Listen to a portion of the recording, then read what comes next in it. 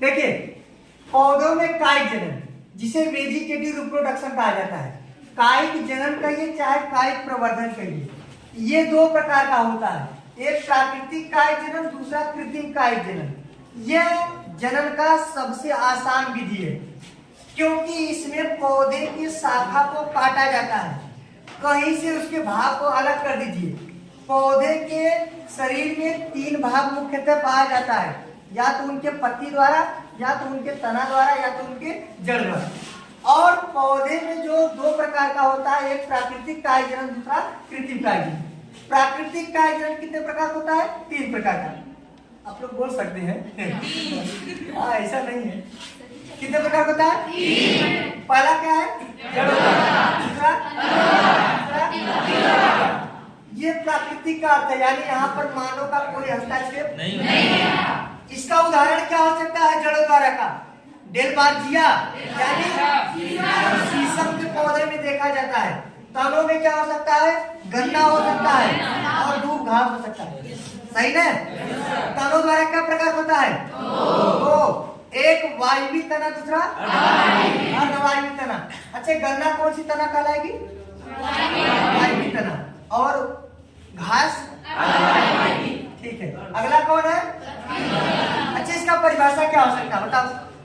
पौधे के पत्ती में जब अनुकूल परिस्थिति में आपस्थानिक कलिकाएं आ जाती है और वही कलिका विकास करके नए पौधे का जैसे ब्रायोफिलर। अगला क्या है? कृत्रिम कायिक जनन में मानव के द्वारा किया जाता है।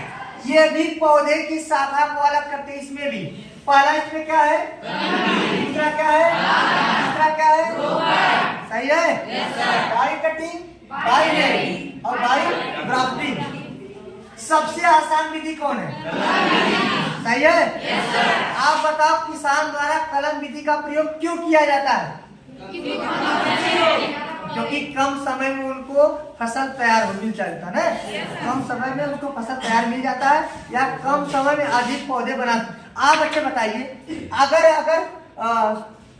गन्ने को अगर बीज के द्वारा बोएंगे, मान लीजिए बीज के द्वारा पैदा करेंगे, तो गन्ने को जब खेत में ऐसे फेंकेंगे, क्या जरूरी है सभी बीज से नया पौधा बनेगा? चिड़िया बीनेगी, कुछ डिस्ट्रॉय नष्ट हो जाएगा। लेकिन जब अगर हम गन्ने की शाखा को, इतना बड़ा शाखा है, अगर इसे हम कलम विधि से जगह जगह भी इसको काट दें, और काटने के बाद आप उसे मिट्टी की संपर्क से गाड़ दें, तो एक गन्ने के लिए थे, अब इसमें देखिए 1 2 3 4 5 6 7 8, लगभग 8 पौधे बना सकते हैं। ये आसान है, वो आसान है? बीजों द्वारा आसान है कि उसके कायिक भाग से आसान है? इसमें कम समय लगेगा, उसमें कम समय लगेगा। इसमें फायदा, उसमें फायदा। समझ आ गया ना? आ गया?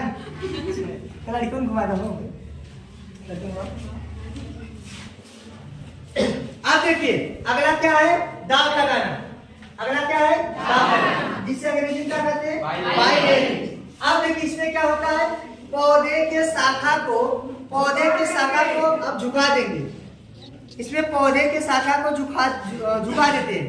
झुकाने पर इसमें देखिए, जरूरी नहीं है कि सभी पौधे के जो उसका तना है उसकी आवरण को हटाया जाए, उसके लेयर को हटाया जाए, जरूरी नहीं है। उन पौधे को हटाया जाता है जिनकी शाखाएं कठोर होती है, उन पौधे। ऐसा क्यों होता है? क्योंकि जब ये आवरण उनका मजबूत रहेगा तो नया जल्दी उसमें जड़ें आएंगी नहीं आएंगी, इसलिए इसकी शाखा को इसको छील देते हैं या हटा देते हैं। हटाने के बाद जब इसे मिट्टी के संपर्क में गाड़ देते हैं तो यहाँ पर जड़ें निकलती है। क्या निकलती है? और कुछ समय के पश्चात इसे अलग कर दीजिए, फिर यहाँ से एक नए पौधे का निर्माण, इसे हम क्या कहते हैं? और सबसे सिंपल और सबसे थोड़ा सा इम्पोर्टेंट है, आप कभी गए होंगे नर्सरी पेड़ खरीदने, तो पेड़ आप जब खरीद के लाए होंगे उसमें आपको 2 पेड़ ऐसे सटा हुआ मिलेगा, ठीक ना? और इस पे रस्सी की सहायता से बना हुआ मिलेगा। आज के बाद जान जाओ, अगर ये चीज आपको दिखाई दे तो कौन विधि आपको ऊपर और क्या कहेंगे और क्या कहेंगे? समझ में आ गया ना? किसी भी ये सबसे ज्यादा पूछा है, एक तो ये आपके बोर्ड परीक्षा में ये दोनों बहुत इंपॉर्टेंट है, ये कलम वाला और ये रोपड़ वाला। देखिए रोपण में दो किस्म का पौधा लेते हैं, एक उच्च किस्म का, दूसरा दोनों को इस प्रकार से काटा जाता है ताकि दोनों एक दूसरे पर सेट हो जाए और मोम लगाकर रस्सी की सहायता से बांध। जैसे ये पौधे को देखिए, इसको यहाँ से अलग किए थे, अब देखिएगा ध्यान से, ये देखिए यहाँ से इस प्रकार से काटे हैं ताकि ये वाला इस पे आकर के सेट हो जाए। ये भी कई प्रकार का होता है, कहीं साइड कटिंग होता है, कहीं मिड कटिंग होता है, यानी इसके बीच से ही काटा जाता है। तो ध्यान दीजिएगा, ये से काम आप लोग अगर करिएगा भी ना तो ब्लेड से भी करिएगा और साथ साथ सुरक्षा के साथ करिएगा, ठीक है। अब देखिए इसमें, अब इसमें मोम तो नहीं है हमारे पास, फिर भी हम आपको बता रहे हैं मोम इसलिए लगाया जाता है ताकि ये आसानी से पकड़ भी ले, ठीक ना, ये एक दूसरे को छोड़े ना, ताकि उसमें जल का सामान और कार्बन डाइऑक्साइड का सामान हो जाए। उसके बाद इस रस्सी की सहायता से इस पे बांध देती है। नहीं नहीं, किसी भी फेविकोल, फेविक्विक या किसी भी बोर्ड का उपयोग नहीं कर सकते हैं। जब आप ऐसा कर देंगे ना तो उसमें भैया वो कार्बन डाइऑक्साइड नहीं मिलेगा। आपका नाक बंद करके बोले भैया सांस लो, अच्छा, अगर आप लोग मुंह को बंद करके बोलो भैया सांस लो,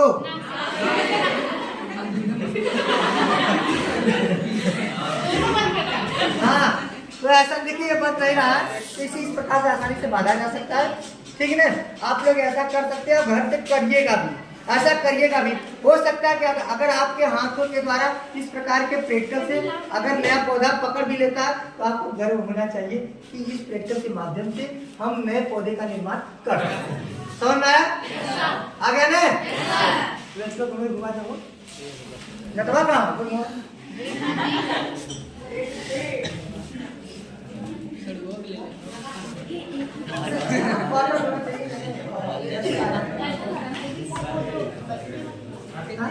हाँ, मोम वही हो सकता है।